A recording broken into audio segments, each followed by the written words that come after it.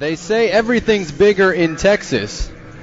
And for the first WAC tournament held in Texas, that apparently applies to game length. We are in the 14th inning, a WAC tournament record for longest game in terms of innings. We are tied 2-2. UTSA batting against Brandon Creel. R.J. Perucci swings and hits one to deep left. That one is well out of here. UTSA walks off with a dramatic 3-2 win to open the WAC tournament in style. UTSA 3, Sacramento State 2. Your final score, R.J. Perucci, the hero. And as you mentioned, the fact that they're all single runs is also a factor. Fake to third, look to first move. He got him picked off. And he's complaining it was a balk, but I don't think so. James Lomangino with a play you rarely see work. Uses it in a big spot to get out of a jam. St. John's 3, Georgetown 1, going to the bottom of the 6th. 2-strike pitch on the way. Fastball called strike 3 on the outside corner. The ball game is over. UT Arlington, a dominant pitching performance with 14 strikeouts and 3 pitchers combined on a 3-hit shutout. And the Mavericks open the tournament with a big win over their co-hosts in the tournament, Dallas Baptist. This one lined and straight away, Princeton has the lead. Tyler Service with an RBI single for the Tigers. And Princeton on top 1-0 here in the 4th. Tough to get a force out here. Called strike 3 again. Tommy Hackemer comes in with the bases loaded, nobody out. He strikes out the side, and he keeps it a 2-run game. Get up and stretch wherever you are. Princeton 2. Mott trying to get out of it. Here's the 1-2 to McLemore. Breaking ball on the outside corner. Called strike 3. Huge play for New Mexico State. And the closer, Mott, holds that 1-run lead into the 9th. The 0-2. Swing and a miss at the breaking ball. Strikeout number 5 for James Lomangino. And yes, he's got that no-hitter going through 5 innings. St. John's 2, Georgetown 0.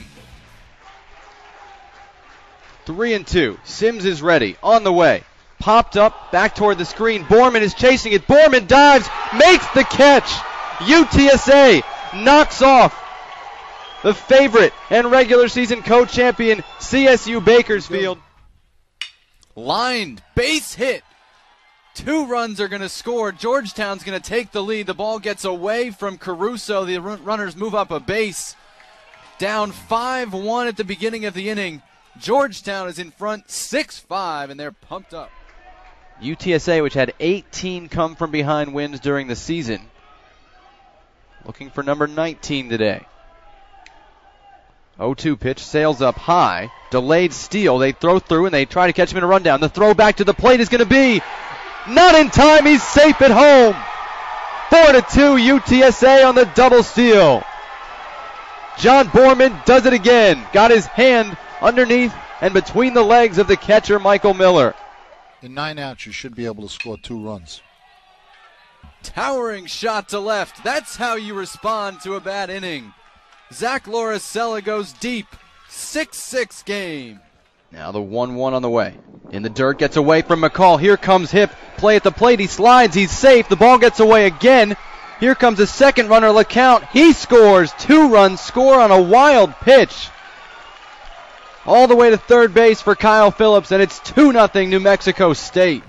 2 balls, 2 strikes, 2 outs. Oh, everybody's running on the swing here. With 2 on.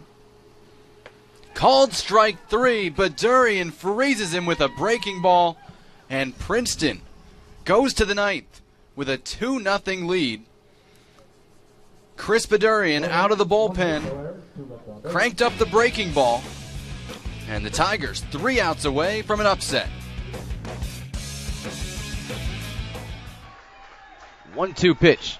Chopped on the ground slowly to short. This should do it. Correa throws to first. In time. UTSA wins it. They're celebrating the 2013 Western Athletic Conference Championship and a dog pile in front of the pitcher's mound. They beat Dallas Baptist 11-4. They go 4-0 in the WAC tournament, and they're headed back to the NCAA tournament for the first time since 2005. It is a new look Big East Conference in 2014, but two familiar faces, St. John's and Georgetown, square off in a weekend series starting tonight from Kaiser Stadium in Queens, New York. Good evening, everybody. Jonathan Yardley and Bob Hirschfield with you. And Bob, back to Big East play for St. John's. They are 21-4 in their last 25 games. They're flying high. What's been the most impressive part of this run for St. John's? Well, number one, they've been winning a lot of ball games at home. Their record is very impressive at home. They're one of the leaders in winning percentage for home. In the last 25 games, you know, offensively, they've done an outstanding job. Pitching's been strong, and I would say the biggest difference is the defensive player, Jared Medeiros, their shortstop, who's really been the steady Eddie out there defensively, leading the Red Storm. Turning to Georgetown, they got their first Big East win of the year last weekend, taking one from Seton Hall, a tough team. And you like one of their left-handed hitters in the middle of the lineup, the catcher, Nick Collins. Well, we're going to get a good chance to see Nick Collins. He's been the big offensive threat for the Hoyas for the last 2 years. He led the team in hitting last year as a young player, and now he's still right on top of the game. But you know, Georgetown, they have some excellent coaches. They do a real good job. Always presented a tough time for St. John's. Nick Collins has hit over 400 in the last 20 games for Georgetown.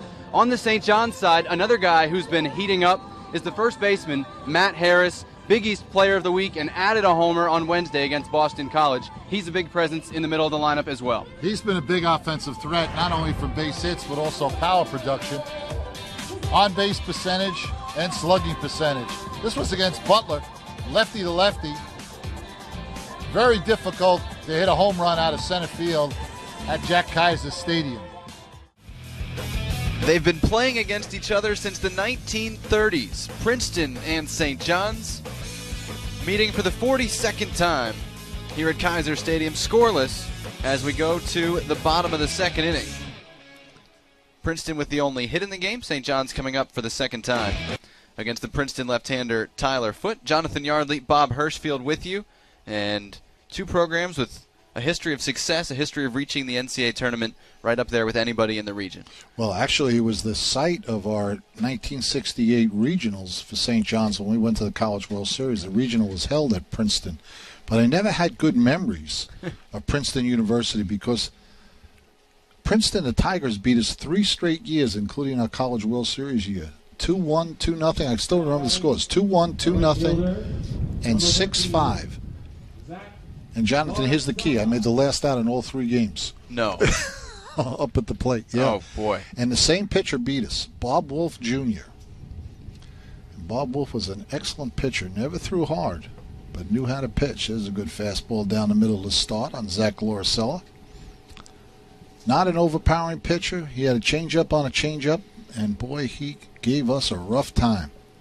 Hey, the season worked out okay for you guys borrowing their stadium as Loricella lines a single to right field to lead off the St. John's half of the second. And the Zach attack continues. 8th straight game with a base hit for Zach Loricella, who was 8 for 13 against Georgetown over the weekend. Goes the opposite field well here. Named to the Big East honor roll. He's liking that. And boy, his average has climbed in the last 3 weeks. Up to 267 now after he was mired around 220 a lot earlier in the year. And here's St. John's leading hitter, Robbie Knights, third baseman, freshman. Takes the ball outside. He did run the hands up to bunt. Well, Coach Blankmeyer might see that this would be an abbreviated game. He doesn't usually bunt real early with certain players, but, you know, you want to get the lead when the game could be 5 innings. 3 sacrifices on the year for Knights. The runner goes this time, and it's through the catcher's service. It'll be a stolen base for Loricella, who's down at second with 1 out. So we'd have to say that was no a outs, pass. I'm sorry. Yeah, no outs. We'd have to say that's a pass ball. Let's take a look at the replay. There he goes. He went on left. Loricella is used to steal bases. He stole third on the weekend, too. He does. You know, he's not a big guy, but he doesn't look like he's a real runner, but he runs pretty good, especially first to third. So an RBI situation for Knights with Brett Dennis waiting on deck. Nobody out here in the second. Instead, they're going to ask him to bunt again, possibly. This time he took it. Now a ball and 2 strikes. That's unusual. I thought he'd have Knights try to pull the ball. Lorcella will get credit for stolen base because he was going on the pitch, even though it was a pass ball type.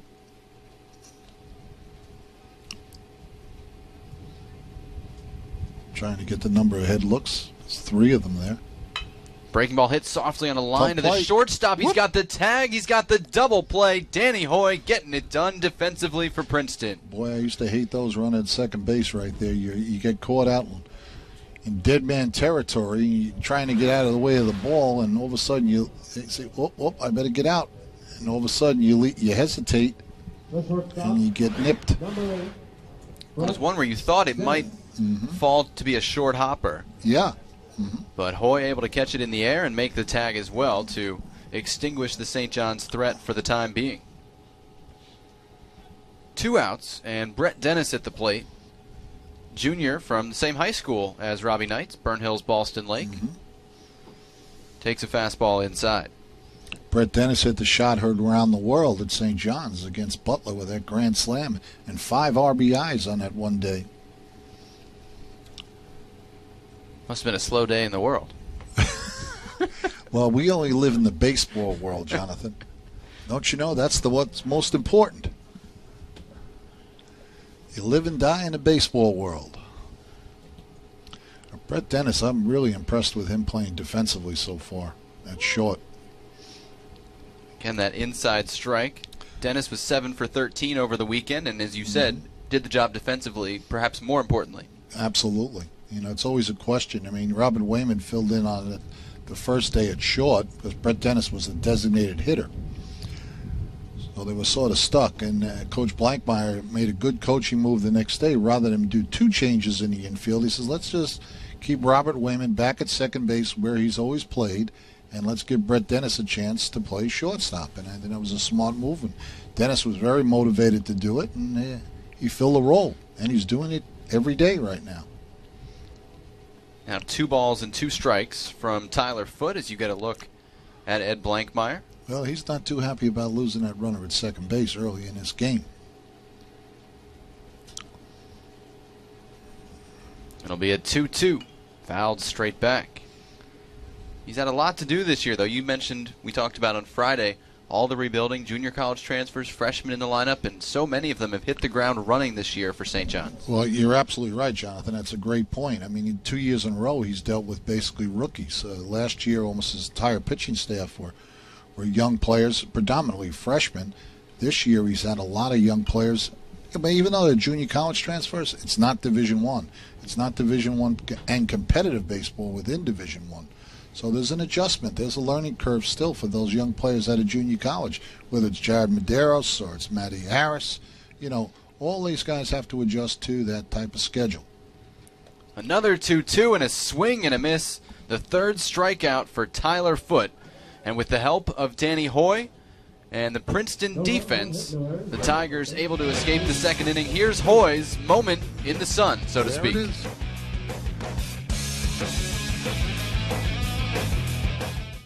David Ellingson will throw tomorrow for Georgetown. Ryan McCormick for St. John's. Today, the winner, Hackemer, he's 2-0. And the save to Kuja, his 8th. St. John's comes away with it 7-6 to take the opener of this series. For our entire crew and my partner, Bob Hirschfield, this is Jonathan Yardley. Thanks for watching this presentation of ESPN. To watch a replay of this entire game or other games on our family of networks, go to watchespn.com or download the Watch ESPN app. St. John's wins it 7-6. Good night from New York.